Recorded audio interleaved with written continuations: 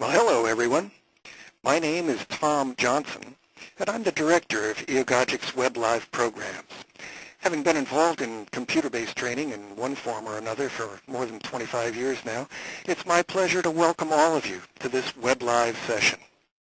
For those of you who may be new to EOGOGICS, I'll refer you to the About EOGOGICS page of our website. Suffice to say that the EOGOGICS team, led by KK Aurora, has been involved with many landmark telecom projects worldwide during the last 20 years. In fact, I believe KK is in the audience somewhere. Perhaps he's busy at the moment. Let me introduce our presenter today.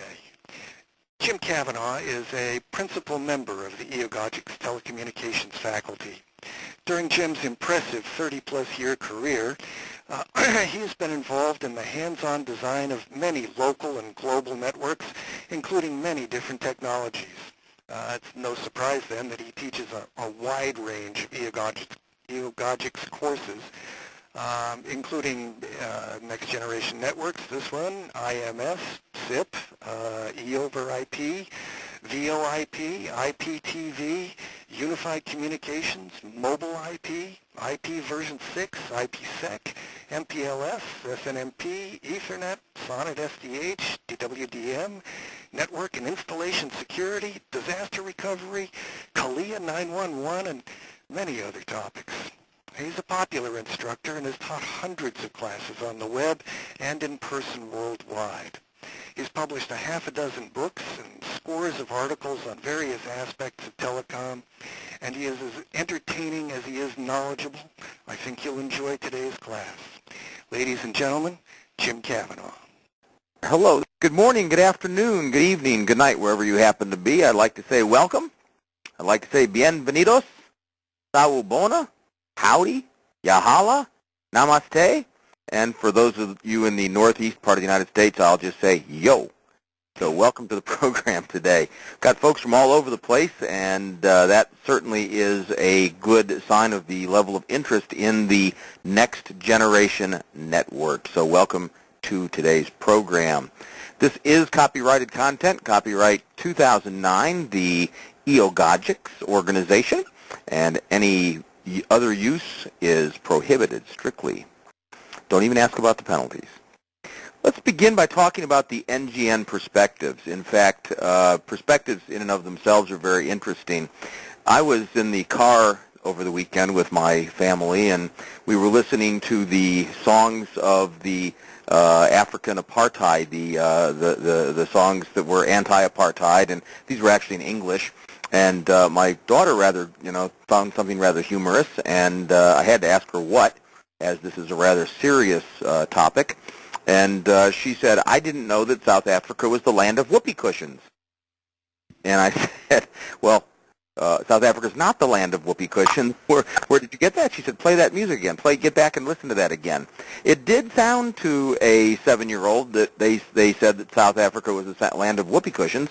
Actually, it said South Africa was the land of repercussions. So we all have our own views, we all have our own way of looking at things, and we bring that perspective. Let's go ahead and leave our own perspectives at the door today and enter into a methodology or a system whereby we will look at different perspectives on next generation networks. Let's begin by talking about an NGN versus the NGN. From your perspective, you probably have a general idea of what the NGN is. The NGN might very well be the next generation fiber optical network. It might very well be a network that involves the IMS and fixed mobile convergence as a way of getting to the next generation. Maybe you're looking at unified communications, presence, location, preference type services, a SIP-based network, session initiation protocol enabled, or a MPLS or VPLS. These are all different variations on the theme, and to any one group, these might represent the NGN.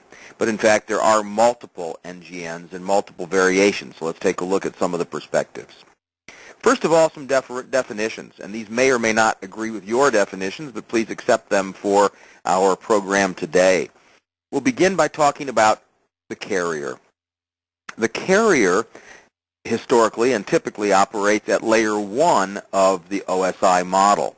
The carrier is an organization typically bound by law in various countries, some more strict than others, as far as exactly what they can do, but typically a carrier moves information from one place to another without modification. They carry information. Think about a delivery service like a Federal Express. They're a carrier. They deliver something without modification, without looking into it, without making any changes. Service provider, on the other hand, actually provides a service on top of the information that is delivered by the carrier and provides something a little extra. Beyond the service provider is the managed service provider. In fact, from a standpoint of a carrier and a service provider, very often managed service provider is undetectable in the mix because they look a lot like the end user.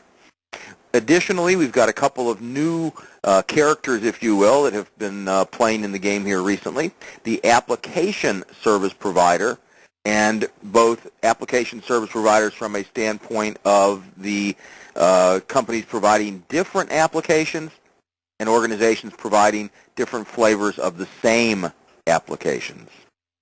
We take a look at these definitions, we can lay them out against the OSI model, and we can see that there is a relationship of commodity to opportunity in the next generation networks. And this is something we've seen really for quite some time. The carriers at the bottom of this definition are really the most challenged to come up with a differentiation to get away from the commodity idea. Historically, carriers have been, in many cases, postal, telephone, and telegraph authorities of the government, and they're looking for differentiation.